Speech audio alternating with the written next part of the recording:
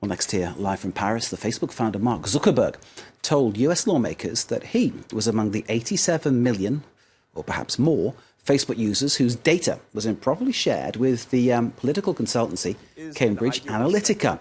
But he pushed back on Congress members' suggestions that users don't have enough control of their data on Facebook.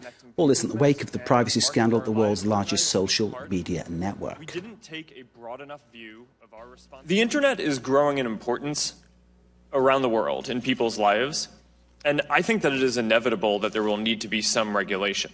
So my position is not that there should be no regulation, but I also think that you have to be careful about what regulation you put in place. Mark Zuckerberg taking up where he left off, really, in terms of the tone and the content of what he's saying. Let's bring in Gerard Bro, who's an expert in crisis communications, author of the book Don't Talk to the Media Until...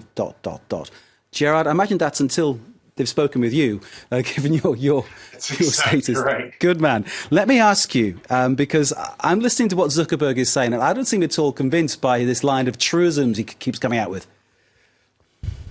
The problem that someone like Mark Zuckerberg faces is it's very much akin to a CEO who's standing outside of his burning chemical plant and telling you that safety is our top priority when clearly you can see there's smoke and flames coming behind them.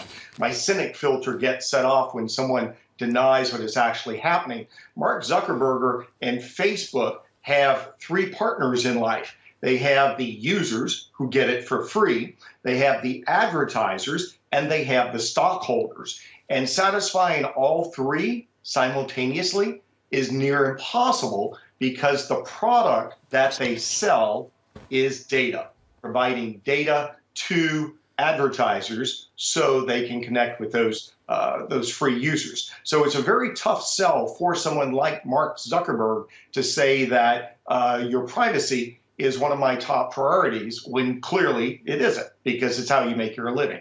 Is there a sense that Zuckerberg only cares because he's been caught out? I don't think so. I get the sense that in his heart, he wants to do good, but he's made a deal with the devil.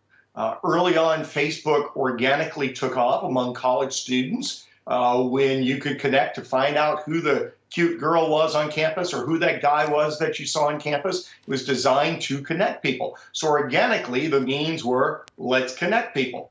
Of course, it grew from colleges into the general public, and everybody used it to reconnect with friends.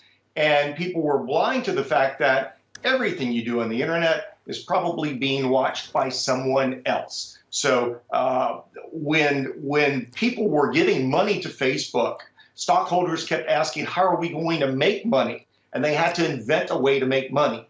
And the way to make money was to share data about each of the users so that people could try to target an ad to me. And one of the interesting things about the line of questioning going on in Congress today, especially among the conservatives, and it really came from both sides, conservatives and liberals, both sides were asking about whether or not algorithms sorted out whether someone saw conservative or liberal content.